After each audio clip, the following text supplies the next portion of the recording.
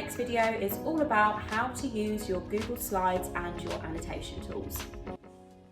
This video is all about how we use our Google Slides on the interactive screen and how we can use Google's built-in annotate tool to write over our slides and keep those annotations on the slides as we move through them.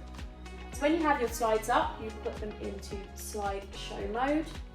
You can take your finger, swipe across, and that will move you through the different slides that you have, so you can go back and forth.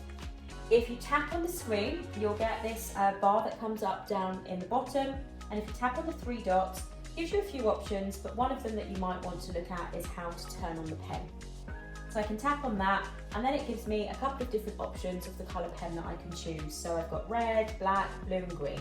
So you choose your colour, and then you can take your pen and you can now annotate on the top of your slide. When you want to move to the next slide, you're no longer going to use your finger to swipe because it will think that your finger is still a pen. So if I go to swipe my slide, you'll see that it does give me a pen marking. So what you want to do is tap back down in the corner of your screen and just use the arrows to go through your slides. When I go back, you can see that those annotations are still on the top of that slide.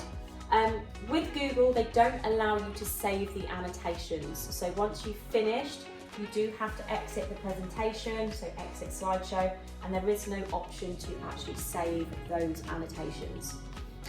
Your presentation will just go back to normal, and you can continue with that next time. Thank you for watching this video, and I hope that you found it useful.